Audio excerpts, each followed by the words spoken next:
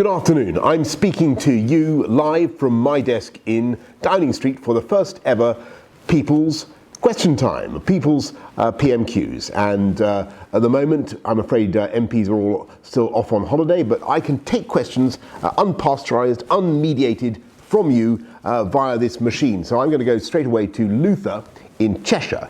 And Luther says, I'd like to know how you intend to leave the EU on the 31st of October with no movement from the EU on their terms and still so much opposition in Parliament. And Luther, you've asked the crucial question, and there's a terrible kind of collaboration, as it were, going on between people who think they can block Brexit in Parliament and our European friends. And our European friends are not moving in their opposition to, in their willingness to compromise. They're not compromising at all on the withdrawal agreement, even though it's been thrown out 3 times. They're sticking with every letter, every comma of the withdrawal agreement, including the backstop, because they still think that Brexit can be blocked in Parliament. And so the awful thing is that the longer that goes on, the more likely it is, of course, that we will be forced to leave with a no-deal Brexit. That's not what I want. It's not what we're aiming for.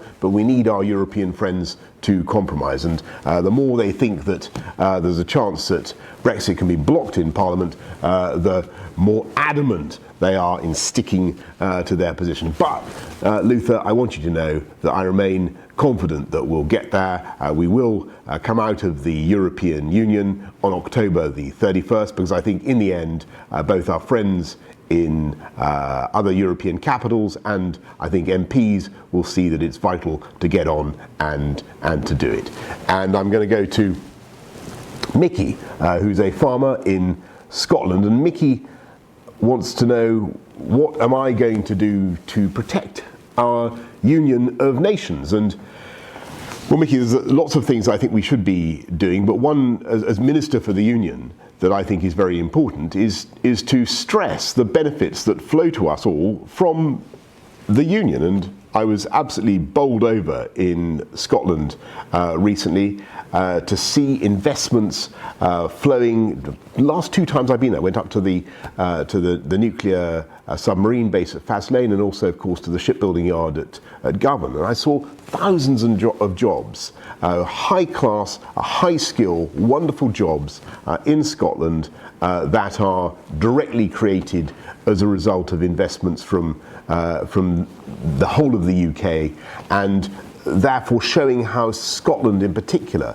benefits from participation in the most successful political union of the last few centuries. And I think it's very important as Prime Minister and Minister for the Union that I talk up those successes, whether it's in science, in R&D, in education, all the investments that flow to Northern Ireland, Wales, Scotland, the England as part of the Union. So that's one of the things we're going to be doing.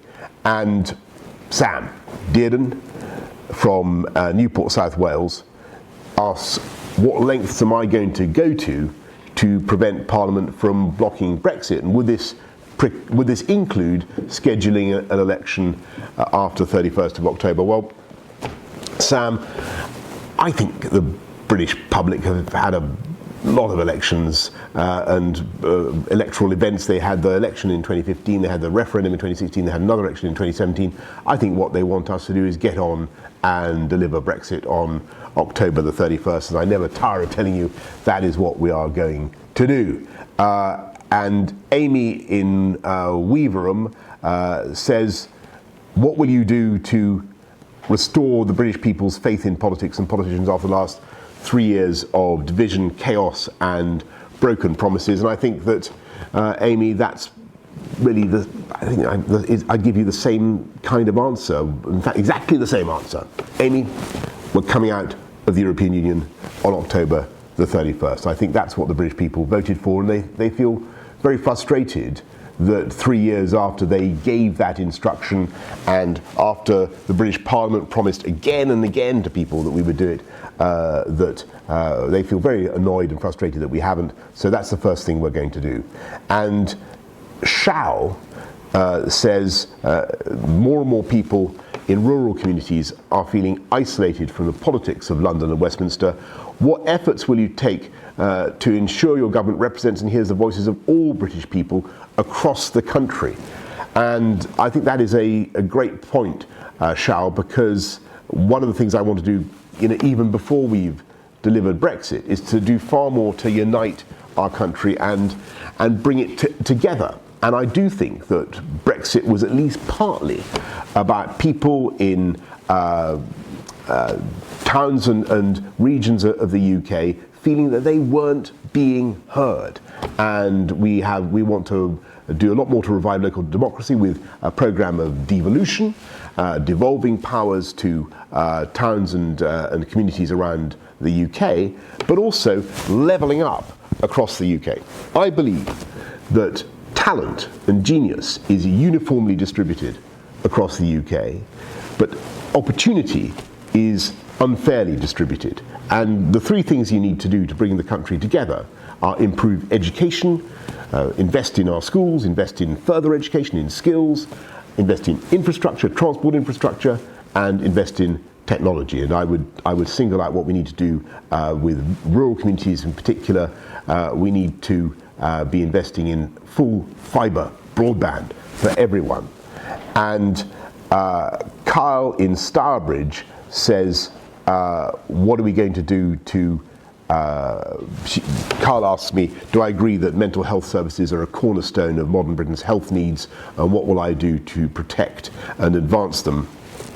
Look, Carl, I think you are completely right. There's no doubt that, I've been doing a lot in the last few days about crime, trying to tackle crime, but so many of the problems of youth crime and youth violence and indeed crime of all kinds are associated with mental health problems. And I'm absolutely certain that what you need to do to help tackle mental health issues is for every aspect of the state that has a care for mental health patients of all kinds, they all need to get together. So it's social services, housing, the police, the council, probation services, whatever.